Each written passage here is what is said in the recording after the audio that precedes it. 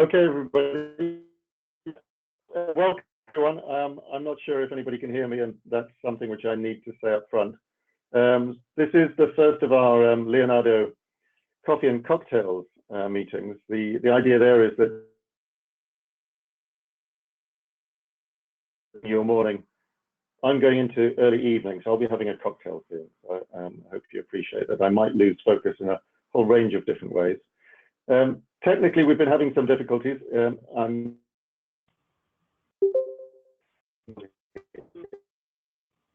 Anyway, so my name is Alan Boldon. I'm a director of a social enterprise called Weave, and that's an organization that's committed to revitalize learning.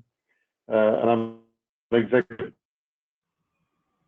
to the Hall, which is a place in the UK that gave birth to the NHS, the welfare state, the Arts Council, and the Open University. So a place of innovation, and we're also trying to innovate in the space of learning. So I'm very interested in this report that we're going to be discussing today. My role as chair today is because I'm also currently chair of education for Leonardo. So it's in that role that I'm happy to convene this conversation. The shape of the next hour is that we're going to be discussing a really important report produced by the National Academies of Science, Engineering, about the state of education. So it's my understanding that the impetus for this report came because the focus on STEM subjects, science, engineering, maths, medicine, that there were concerns that we need a more holistic education, and that this STEM focus may not be serving our students, our employers, or our society. So we're very fortunate to have Ashley Baer, who's one of the editors of this report, and she'll shortly give us an overview of the main findings and recommendations. And then we have a couple of guests, Talasek, also from the National Academy, and Danielle from Leonardo. And we'll be discussing some of the questions that arise out of the report. And also, we're hoping that other people will contribute questions. Because of the technical challenges, if you're unfamiliar with GoTo, it would be great if you could now find the chat box, because in that chat box, you'll be able, even with technical problems, to type any thoughts, questions, comments, and we'll be able to feed them in to the conversation. A last little watchword on or note on technical problems. If I drop out, I'll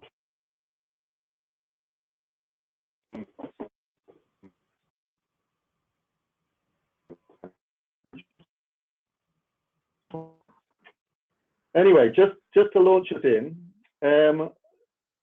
I just want to read one paragraph of the report. So the report is called Branches of the Same Tree, which is a quote from Einstein. And Einstein says that all religions, arts, and sciences. The report goes on to say, an emerging body of evidence suggests that integration of the arts, humanities, and STEM fields in higher education is associated with positive learning outcomes.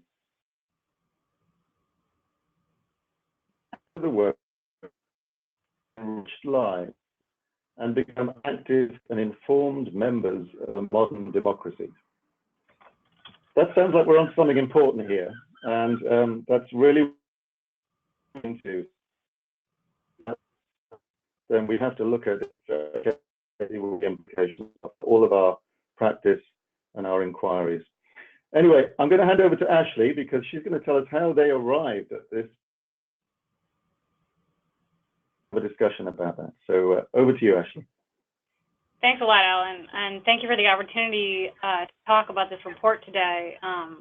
And for those maybe who couldn't hear the excerpt from the report that Alan just read, I just pulled it up, and I'll repeat it just so everybody gets it. So I think what Alan just read from the report was, an emerging body of evidence suggests that integration of the arts, humanities, STEM fields, that is science, technology, engineering, math, and medicine, in higher education is associated with positive learning outcomes that may help students enter the workforce, live enriched lives, and become active and informed members of a modern democracy.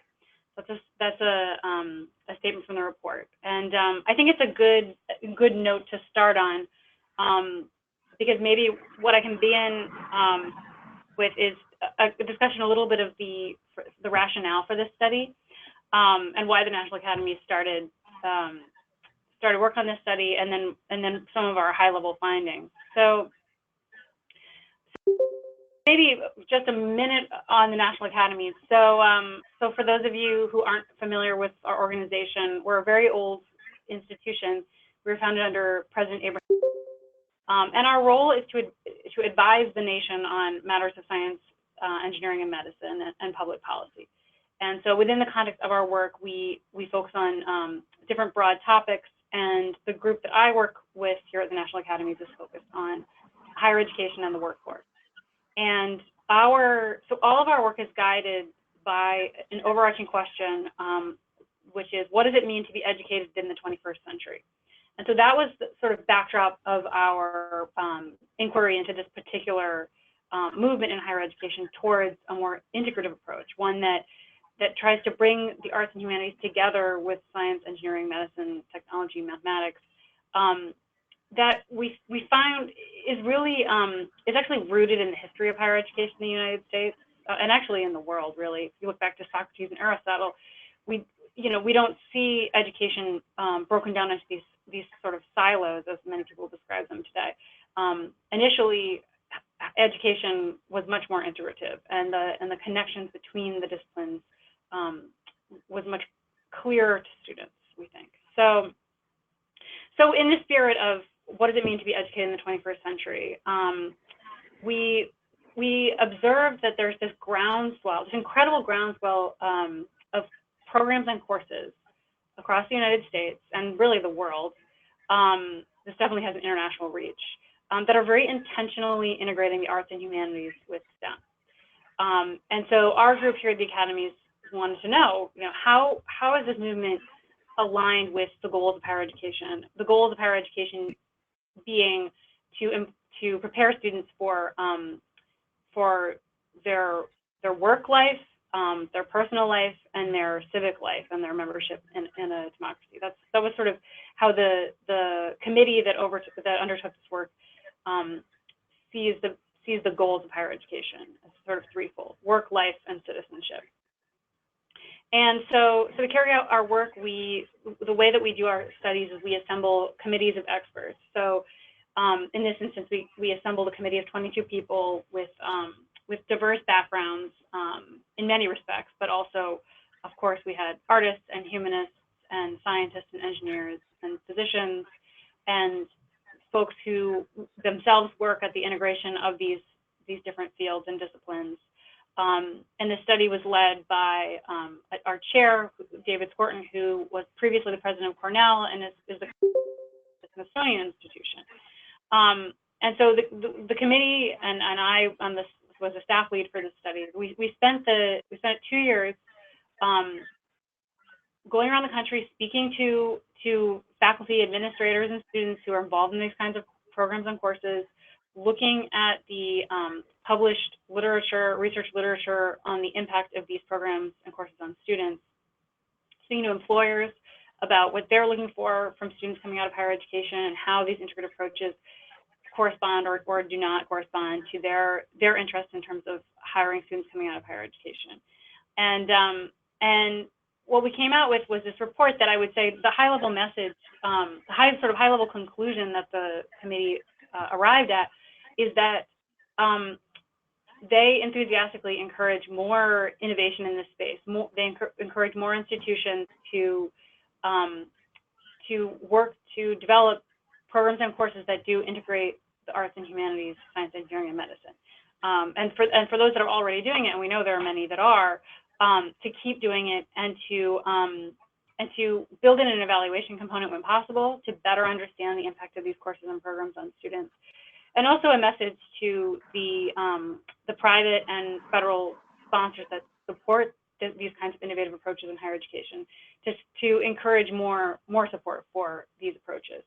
And I would say if there's one takeaway in terms of the impact of these approaches on students, it's that we found this striking. So first of all, we found that there positive associations, positive student learning outcomes associated with these approaches, and they included learning outcomes like improved communication skills, both written and oral communication skills, improved critical thinking skills, improved ability to work in teams, better ethical reasoning abilities, a whole host of really important learning outcomes. What was so interesting about these learning outcomes that were associated with approaches is that they align well with many recent studies surveying employers, in which we've asked employers, what are you looking for in new hires? What kinds of skills and competencies are you students leave higher education having acquired, and math. And of course, we know that many employers, especially in the STEM sectors, of course, are looking for some technical skills. But we hear time and time again, and there are many surveys that have shown the same results, and we describe them in the report. That is that the technical is not enough. The employers are looking for these, written and oral communication skills, ability to work well in ethical reasoning, the same kinds of outcomes with these more integrative approaches. So that was really interesting. And then another interesting takeaway was that that list of student learning outcomes are not only valued by employers, but actually are student learning outcomes that many institutions of higher education also are focused on offering their students, regardless of whatever that student's major is. So as a sort of an institution, they have these high-level learning goals for all of their students, and they include these same student learning outcomes. And this research comes out of surveys conducted by the Association of American Colleges and Universities. So we had this very interesting, learning outcomes associated with the more integrative approaches that corresponded with what employers and institutions of higher education are striving to offer students. So that, I would say, as the high-level message, that's really the big one. That and the fact that the committee is encouraging institutions to continue to embrace these approaches. That's not to say that it's always easy to do this. In the report, we did explore the many barriers, sort of institutional, administrative barriers to more interdisciplinarity, transdisciplinarity. These will come as no surprise to anyone in higher education. The sort of siloed nature of higher ed exists for a reason, and it's reinforced in various ways. And so I think for some it may seem like these barriers are insurmountable, but we know that they're not, because we know that there are many existing programs that are doing this, because if there weren't, then we wouldn't have been able to do this to do this study. And those existing programs offer a good case studies to understand how to either overcome barriers to greater interdisciplinary integration, or how to work around those barriers. So, for instance, we didn't go into this in a lot of detail, but there are a lot of great co-curricular examples. Another important takeaway I want to mention is that as we looked at existing programs, we found that basically every type of higher education institution had some example, or many examples. But the bottom line is that the integrative approach is this movement towards a more integrative approach is not specific just to research universities or just to Ivy League schools or just to large comprehensives. We saw integrative approaches at everything from community colleges to research universities to smaller liberal arts colleges. It was just really comprehensive. We also found that the faculty members who are teaching these courses are the most incredibly enthusiastic advocates for the approach. And as we considered the evidence in favor of these approaches, we of course looked at the research literature, but we also took very seriously the testimony of faculty and students and administrators who are involved in this work. And we spent some time in the report, I think in chapter 3, talking about how we considered evidence, and that it's not enough just to look at the handful of semi-controlled or controlled studies on this topic. You have to consider the evidence in a holistic way, and we think that there is value in the the sort of the anecdotal evidence that if you want to call it that, the narrative evidence that comes from those who are working in this space as a form of evidence, and as one that helps us to craft new questions that we think deserve additional attention and evaluation. So maybe I'll stop there. That's a fair amount of information, and see if Alan and JD want to ask some questions or drive the conversation in a particular direction. I know they're both quite familiar with the report. Thanks, that's great, Ashley. Am I still audible? Because I'm having difficulty. Can you confirm that you can hear me, Ashley? I can hear you, yes.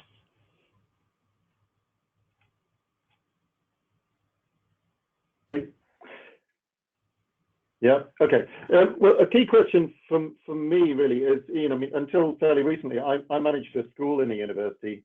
That meant undergrad, 15 postgrad programs. It was fairly easy, to be honest, to experiment with one program, to experiment with a form of integrated learning. Universities today are obsessed with ranking. Take at face value the important implications of this report, then it would be really necessary for us to say, well, okay, but how do we really make inroads into the way that universities work? Not just single programs, but universities are concerned with their rankings, their high quality faculty, they're concerned to attract research. Have you any advice on how we might affect systems level change if we are to really make inroads in terms of putting this report to work? Yeah, that's a very good question, and an important question, and one that actually gives me a chance to say that we think of the report as the first phase of our work, and we're now onto the second phase of our work, which relates to the implementation of the report, the recommendations, and this gets very much at what you're asking. How do we actually promote system-wide change? How do colleges and universities implement these kinds of programs and overcome existing barriers? So the report goes into this a little bit, and I can talk about that. But I want to use this as an opportunity just to say that we will, over the next 2 years, be traveling around to college and university campuses, holding town hall style meetings, getting additional input from faculty, students, administrators on what they're doing on their campuses to make this, to really institutionalize these kinds of approaches, and a number of other activities. And so if anybody on this go-to meeting, I guess, call right now is interested in being a part of this, please let me know, because we'd love to come to your campus. But in terms of what we explored in the report, there are some interesting existing models, institutions that have built in a more integrative model into policies, practices, and really the foundation of the institution. So one example we mentioned in the report that I'm sure you all are pretty aware of is Arizona State University, which has developed interdisciplinary integrative majors for PhD students and has organized departments around big questions, moving away to some extent from the sort of more traditional categorization of knowledge.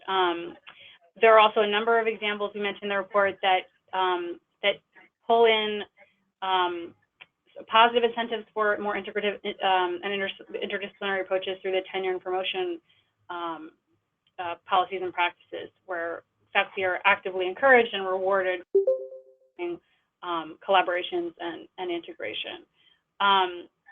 We have really incredible examples like the Boldon College of Engineering, which doesn't even have tenure and promotion and basically built from the ground up with an integrative approach.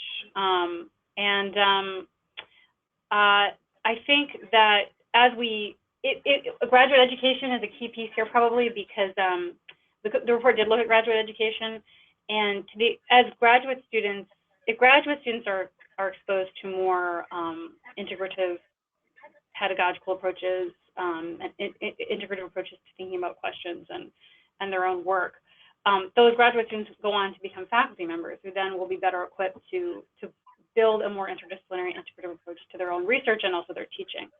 And there's also, foundational to all of this really is this question about how do colleges and universities value strong, effective teaching practices?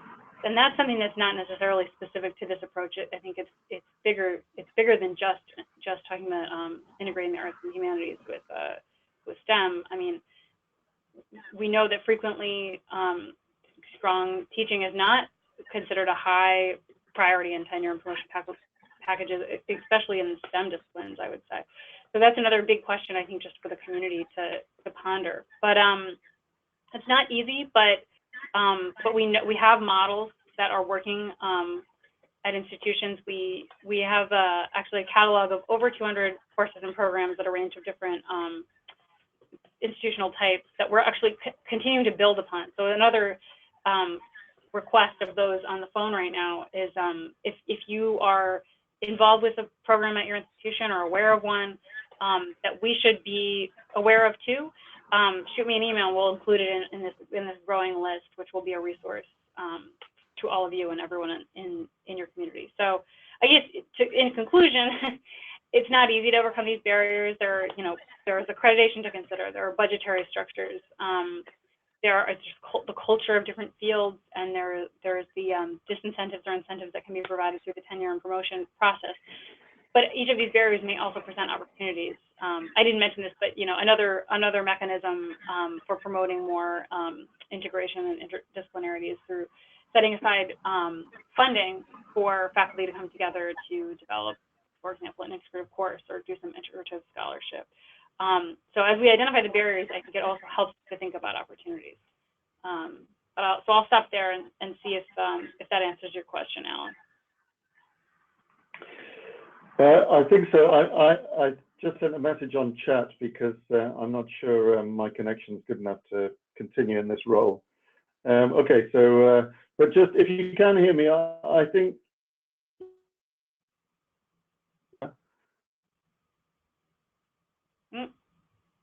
We can't hear you, Alan. Right?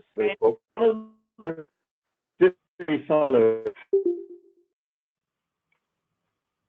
we're now contemporary challenges that require new approaches, integrated approaches.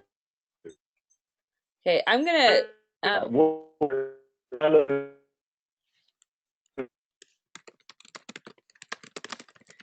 Alan, we can't hear you. I'm gonna actually ask JD to step in and continue this question.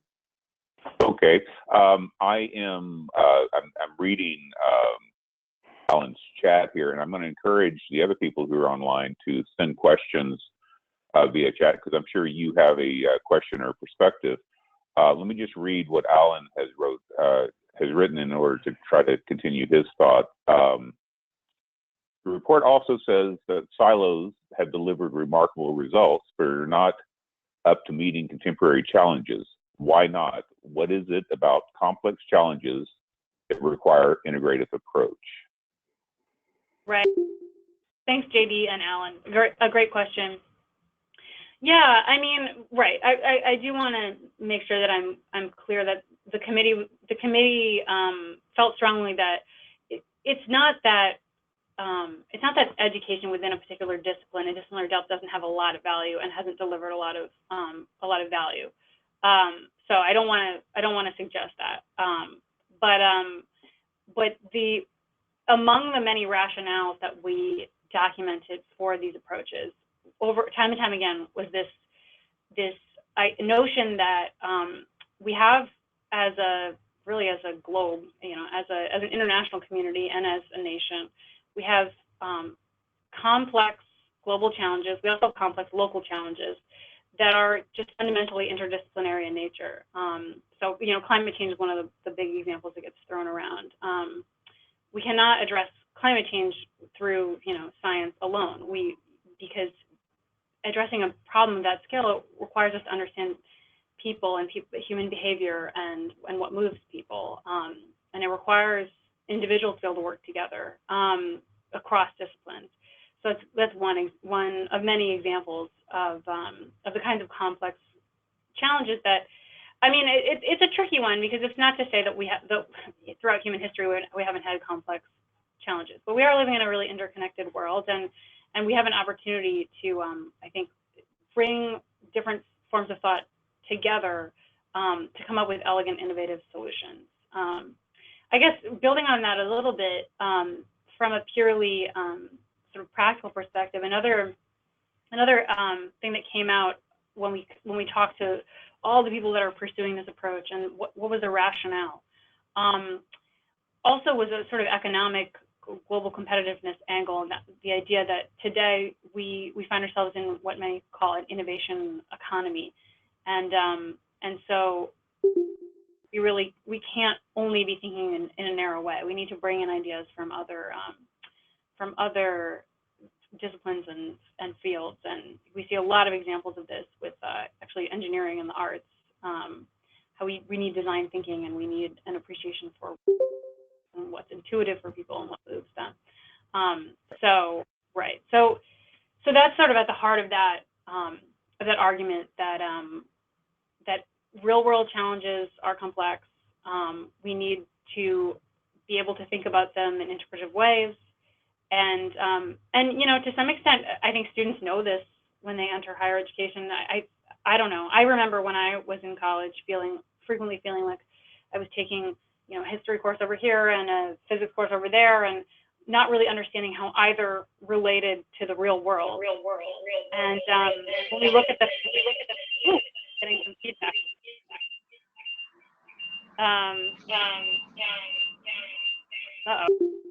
Wow, that sounds like a artist intervention there somehow.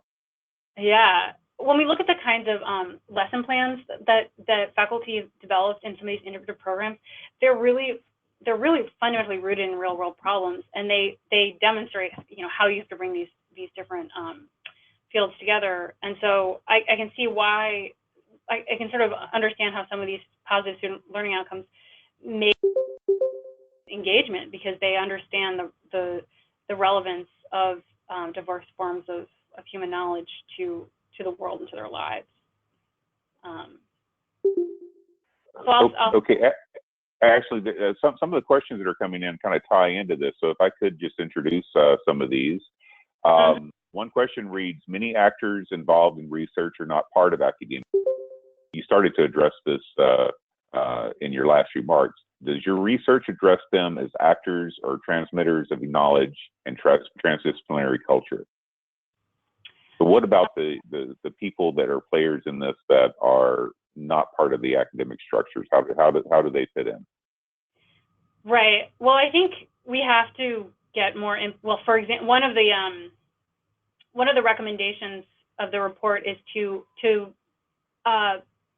encourage more input from employers, actually, into how we're thinking about education and the impact of more interpretive models on students and their success in the workplace. So there's a really fundamental role for employers to play as an actor that exists outside of academia. So that's one example from the report. Okay. Which actually leads very well into the next question, which does any of your work look at expectations of students coming into college who have experienced an integrated approach, either through their high schools or transdisciplinary out-of-school programs? You mean how students who had benefited from an integrative approach in high school, how they experience higher ed, whether it's integrative or not? Do you think that's the question? Yeah, I think that's part of the question. Let me read this again. Does any of your work look at the expectations of students coming into college who have experienced an integrative approach, either through their high schools or transdisciplinary out-of-school programs? I remember, some discussion during the report about, kids coming into college and being prepared for that type of integrative learning through their high school programs. And I also know that we talked to students like at ASU and some other people who were part of that process. I think in general, you know, how much have we sort of, or has the report paid attention to the student's perspective? It's a good question. Probably not as much as we would like. But, and to the specific question, we didn't, because the scope of the study was limited to higher education, we didn't look into, you know, the K-12 educational system and integrative approaches there, though there is a lot going on that's integrative, and there's actually a fair amount of research on it. But I would say that one interesting component that relates to this question is when we looked at community colleges and integrative and interdisciplinary programs at community colleges, we saw that many schools are using integrative approaches to help students who come in who aren't really operating at college level, doing college level work yet. So, you know, what you might think of as pre-collegial or remedial, depending on what term you want to use, helping to bring students to come up to speed. There's some research to suggest that an integrative approach is a better approach to helping students get to where they need to be taking college level courses. So to that extent, we sort of thought a little bit about how the K-12 system can feed into some schools. But yeah, the student perspective, we found some research to suggest that integrative programs and courses and majors are growing in popularity among students, and we have some Department of Education statistics in the report related to that, and we did hear from some student panels. It sounds, you know, students are enthusiastic about this approach for the most part. They still feel like there are some frustrations to being able to have as integrative, I think, an education as they would like. But the report didn't focus as much on the student perspective as I think we would have liked, in part limited just by the available research. Thanks, Ashley. I'm seeing that Robert Davis has said he has a comment on Alan's questions about complex problems. And I'm not sure, Danielle, if we want to hand over the mic or if I should encourage Robert to text something to us. I can unmute Robert right now if he wants to say, find him. That would be nice if we could do that, because it may be a bit of a complex question. Okay. Dealing with complex problems, pun intended. All right, Robert. There we go, Robert. I think you have to unmute yourself too, because you look like you're still muted. Okay, and thank you. I'm sorry, I don't think I got the ground rules, so I wasn't sure if we needed to write or just comment.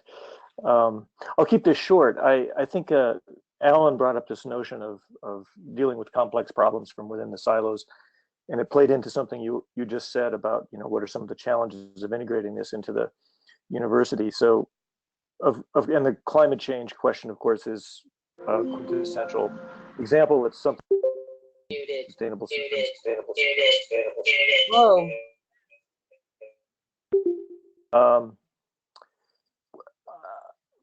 Maybe the most pressing comment I want to make is I'm working to create what from the definition in your report would be called a fully transdisciplinary program in human sustainable systems at my university, Utah State University. And one of the challenges that I'm finding as we go to do this is simply how to integrate it into the university structure of majors. You mentioned Arizona State's approach, which we're certainly looking at, but that is one of the big challenges right now, is how to create these courses and integrate the disciplines when you're essentially having to create additional courses, and now you're adding credit requirements onto students. So it's kind of a microcosm of complexity in itself. You can't it's becoming difficult to do just a course that incorporates these integrations. It sort of has to be, at some level a university-wide reorganization of how the whole programs are run. And so that's just the challenge, that one of the challenges that we're finding. We're going to keep going, and I think we'll eventually work it out, but it's, you have to bring in a lot more people than initially you think you do. Mm-hmm. Right. And I think it's interesting. There are some interesting lessons maybe to be learned by considering fields that today we think of as their own disciplines that originally started out as integrative, new majors like women's studies or science, technology, and society, and there are a whole number of examples, but that initially were brand new majors, brand new subjects of study for graduate students that over time became established as their own disciplines.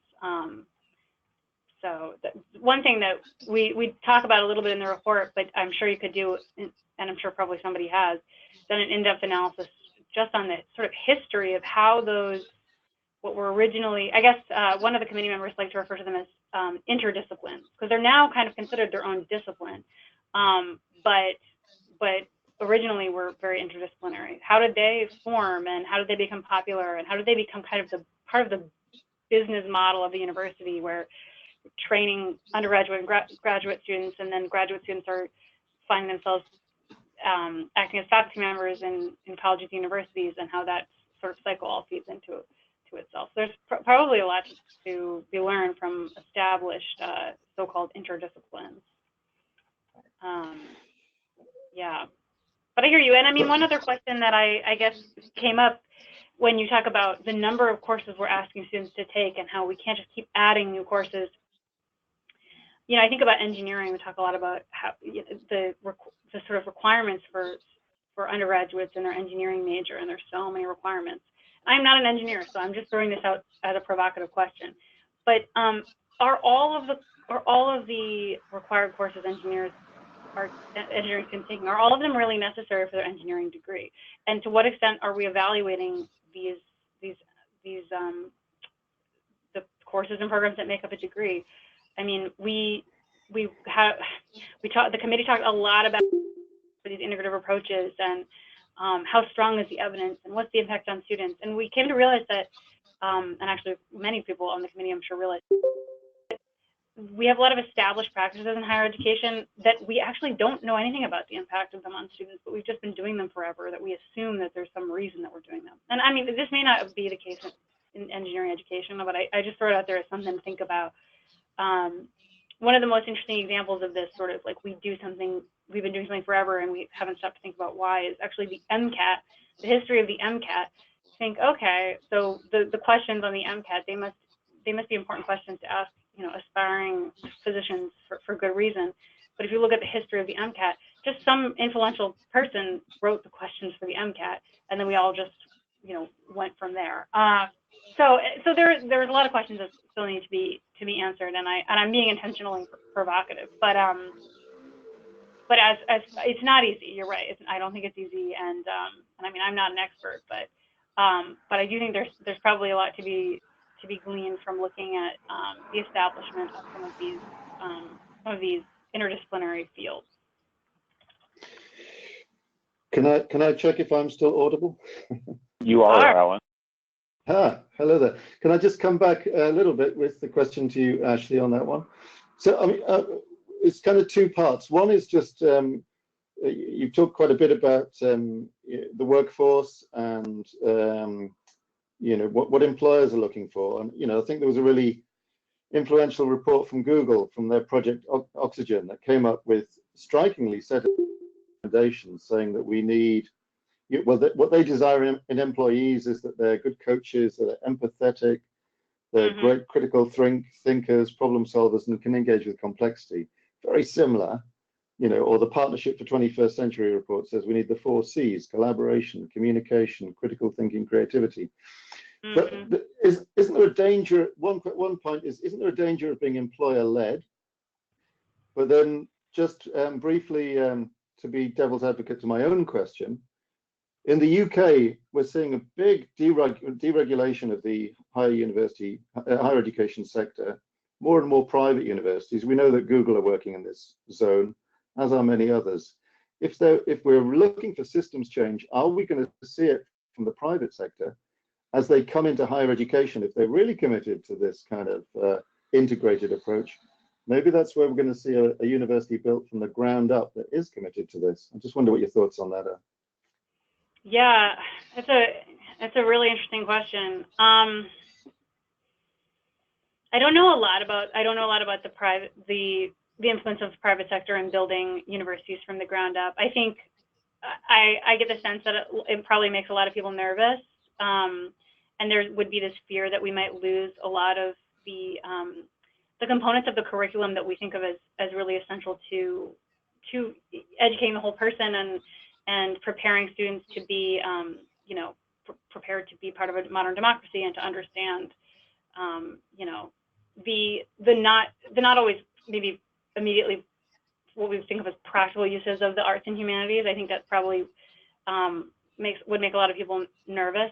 But if we believe all these many survey after survey after survey, these employer surveys, I would expect that if an employer-led establishment of a university is going to want to have students exposed to pedagogical approaches that instill in them these the 4 C's as you put it, and these are competencies that at least our research suggests you cannot necessarily develop just in one discipline. You need to be able to think across disciplines. So I guess I would anticipate that there would be an emphasis on integration and sort of in grounding in the real world. But those are sort of some not very sophisticated thoughts, and it's a really interesting question, actually, one I hadn't really thought that much about. So that's just sort of my first reaction. But well, it'll be very interesting to see where things head. I think right now most I think the sense is that most institutions of higher ed, frequently the players are not maybe they're not communicating back to the university closely enough in terms of the curriculum. In other instances, of course, accreditation itself serves as a mechanism for employers to inform the curriculum. I think that's the case in engineering. And the professional societies, of course, also play a role. So I think there are different mechanisms, but it's a really interesting question. Yeah. Well, thanks, Ashley. I mean, I'll just make one more comment, and maybe other people want to come in. But I think the report also refers back to quite ancient theories on education. Back to ancient Greece is one of the places that you point. And I've certainly been interested in Aristotle's notion of the 4 causes, where he's basically saying the formal, the final, the material, and the efficient cause have to be in balance. I'm not going to go into a whole thing on Aristotle, but what he's doing is coming up with a method for checking our actions to make sure that we don't privilege one over the other. And I think I think there's some great learning there in terms of the risks of being employer-led, where actually they tend to privilege the efficient cause. It's at the expense of all of the others. I mean, just another device in a way from the Renaissance, because I'm here partly as a Leonardo journal representative, but Leonardo said that we need a balance of scientia, which was method, artis, which was about skill and craft, and fantasia, imagination. But again, he was saying that none of these should be, they had to be in balance. And I think that really speaks to this idea of integrated learning. It's just striking that we forget this so often and we circle back to it. Absolutely. But any other thoughts from people listening, JD or Danielle, or are we seeing any messages come in? Well, I'm going to just introduce one person is asking if the speakers have a good working definition of transdisciplinary versus interdisciplinary or cross-disciplinary. And I know that there's a whole area of theory behind the difference in these words. I wonder if, Alan, if you might want to comment about this as well as Ashley, and Ashley, how those specific definitions work into the report. Yeah, I mean, I'm certainly happy to give one version that works for me, you know, I mean, interdiscipline is about what happens between the disciplines, and trans, obviously, that goes beyond. I'm really interested in the philosopher Hans-Georg Gadamer. You know, he says that actually when we meet an other person and we enter into discourse, the jarring dissimilarities, the differences, the different perspectives sort of throw us into a sort of chaos. But what the interesting thing that he says is that the first thing that's possible isn't that we get to know the other, but that we're thrown back to our own sort of prejudices. And he defines prejudices as being all that we've learned, including our notion of common sense, what we think is normal, as well as our postdoctoral research. It's all just prisms that allow us to see the world. And in meeting another worldview, there's a jarring when that person doesn't hold exactly those prejudices. So for me, interdisciplinarity is really fascinating because it tends to be when people meet and in a way don't quite align. Gadamer says that if they take the opportunity to look at the construction, the nature of the construction of their prejudices, the way their disciplinary bias has come about, and if they both do that, then there's a possible what he calls fusion of horizons. And I think that fusion of horizons is the start of a definition of what transdisciplinarity might be, when the disciplines have really come to know each other very deeply, but then they can go beyond into some sort of integrated understanding, a much richer form of understanding. That would be one way of thinking about a distinction. What do you think, Ashley? Yeah, actually, I just pulled up the report, and I want to actually mention that I should always mention this first thing, but the report is freely available for download on the National Academies Press webpage. So I just want to put that out there. So, and there is chapter 3 goes into a whole description on this. So I suggest that people download the report and take a look for themselves. But we do talk about the difference between multidisciplinarity, interdisciplinarity, and transdisciplinarity as these various forms of integration occurring at different levels. And we write here, the use of interdisciplinary methods requires members of a team to integrate their disciplinary perspectives, including concepts, theories, and methods, in order to solve a complex problem. In contrast, transdisciplinary strategies require not only the integration of discipline-specific approaches, but also the extension of these approaches to generate fundamentally new conceptual frameworks, hypotheses, theories, models, and methodologies that actually transcend the disciplinary origins, with the aim of accelerating innovation and advancing knowledge. So in the report, we think of transdisciplinary as really going into a totally new territory, whereas interdisciplinary is more working with others across disciplines to address a shared complex problem. Wonderful. Alan, do you mind if I go ahead with a couple of other questions? Please do. I can't see them anymore, so please do, JP. Okay. I'm going to kind of combine, since we're kind of getting close to the end of the hour. This is actually, I'm going to combine a couple of these. One person is asking for you to elaborate more on stage 2, and I'm assuming that maybe details like, you know, how can we reach you? What exactly do you need from our community? And to add on to that, I'm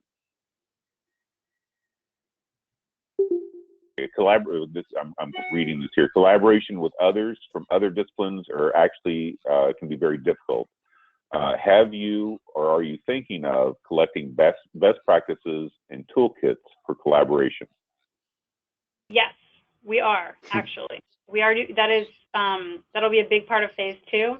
We, as I mentioned a little earlier on the call, in the process of writing the report, we documented over 200 existing courses and programs, but we're going to build on that, and we want to build it out to go into more detail in terms of the particular syllabi people are using, how individuals in these have been able to stand up these courses and programs, how do they overcome the barriers, and we're going to make all of these materials available on a web page that's you know, and has an interactive toolkit type model, and but and then in terms of how we're going to build that up in this phase 2 of our work, we are going to be going out and participating in a lot of meetings and information gatherings and sessions. And so one of the ways that all of you can be involved is to reach out to me.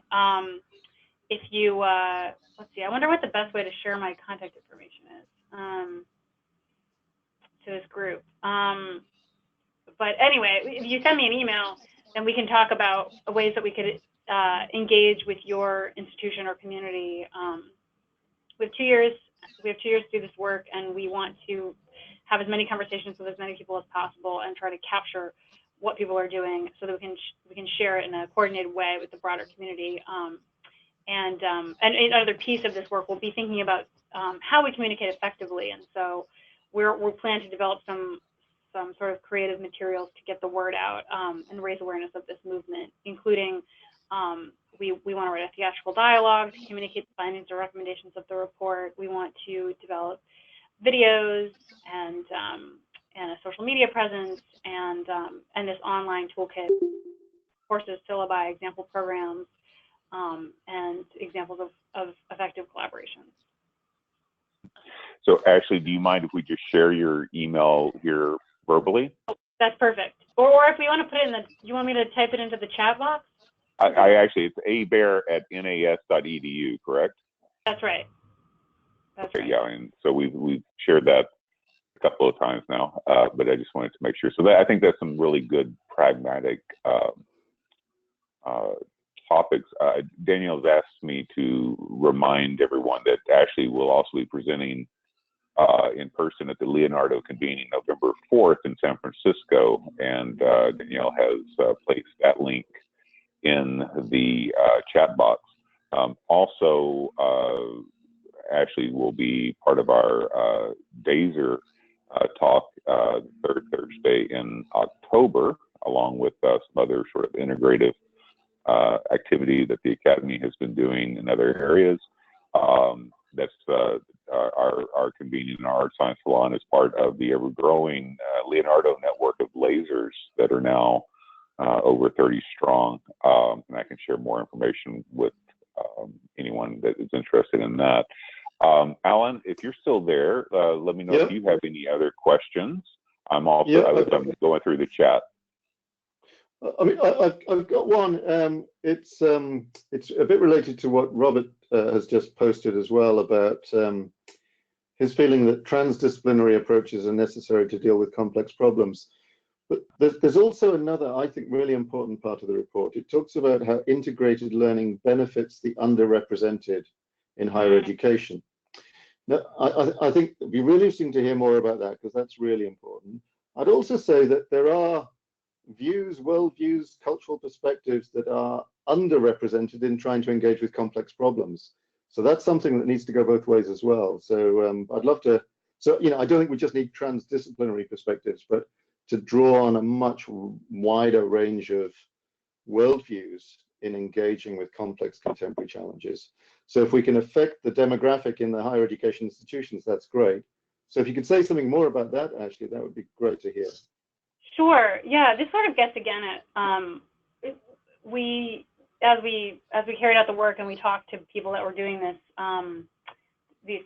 taking these kinds of approaches. We asked them a lot about, what are you doing, why are you doing it, and what impact do you think it's having? And so the why are you doing it sort of gets at the rationale, and we heard from many people that they felt that these sorts of approaches in higher education have an outsized effect for groups underrepresented in STEM, so generally speaking, women and certain minority groups. And we did look for research on this. There's not a lot of research on this, but the research that does, and I think in part it's just because there hasn't been a concerted, coordinated effort to conduct research on this. But so the outcomes we were able to document, they do suggest that that taking a more integrative approach may attract and retain more underrepresented groups in the sciences. And so the committee recommends that more research be focused on this because it could have this could be a really powerful way to improve representation in disciplines where certain groups have historically been excluded. So there's a lot of potential. There's still a lot of research to be done, but there's a lot of potential, and the very little research that does exist, and a lot of sort of first-hand account from faculty seems to suggest that there might be something going on there. So yeah, definitely an area ripe for future research.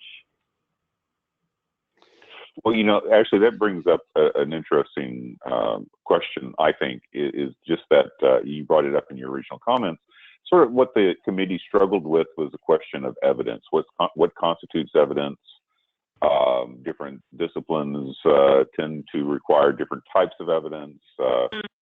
Even people, so many of us who do this know it intuitively, and I've actually gotten pushed back and sort of feeling being threatened by the request for evidence even. So, it's a very difficult topic, and you're talking about, a need for more research in the area. What suggestions or recommendations would you have for collecting evidence? How do we need to be thinking about this, given all of those different perspectives on evidence? How should we go about this research? How should we collect evidence? What questions should we be asking? Yeah, I think there's a really interesting discussion in the report of the committee's consideration of evidence, and the spectrum of types of evidence, qualitative, quantitative, anecdotal, narrative, and even evidence that I don't even know how to capture it, but I always think, how do you, if you see a really beautiful work of art or hear a really beautiful piece of music and it moves you in a particular way, how would you capture evidence of that experience? I suppose you could give someone a survey and say, did you find that to be a powerful, effective experience? But that, I don't think, would fully capture it. But I think the bottom line, maybe we spend too much time thinking about what is and is not legitimate evidence, when we should be spending more time thinking about what is the outcome that we're hoping to achieve, and using that, working back from that, the answer to that question, to decide what's the appropriate approach to evaluation.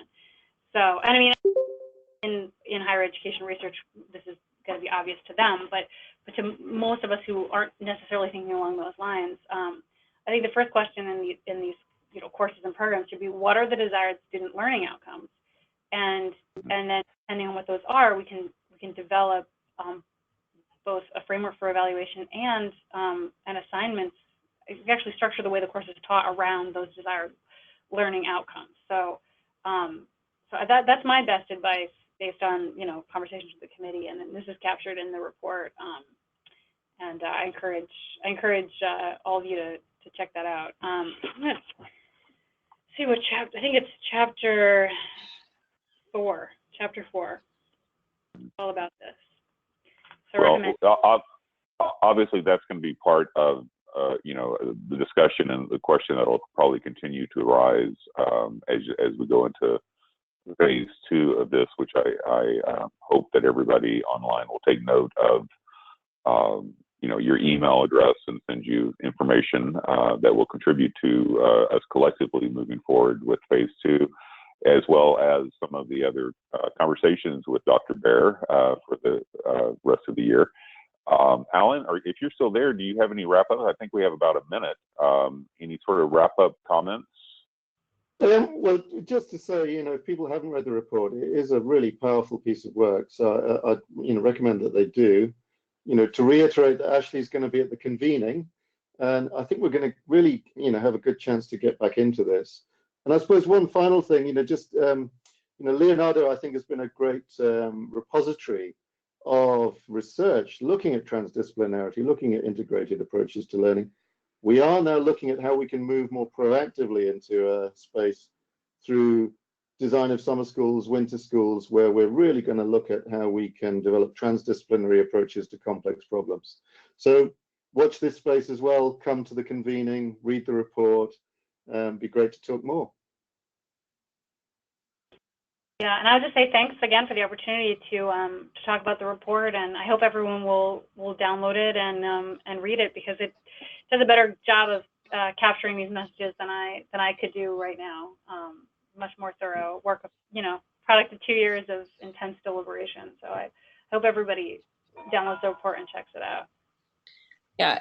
Ashley, thank you so much. Alan, thank you. For those of you who are having coffee this morning, I hope that has gotten you going. For those of you who are having cocktails, I hope that you remember some of this. Anyway, Danielle, do you need to sign us off? Yeah, just letting you guys know, I'm going to save this recording, put it on our YouTube channel if you wanted to refer back to it. This is our first coffee cocktail, so we learned some lessons here on the technical issues.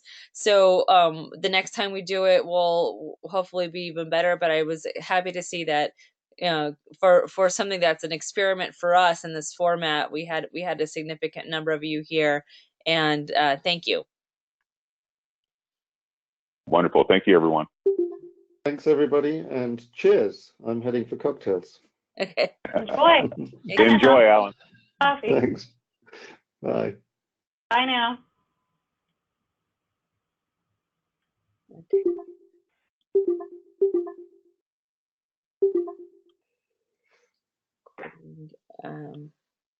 Hello. I'm trying to turn it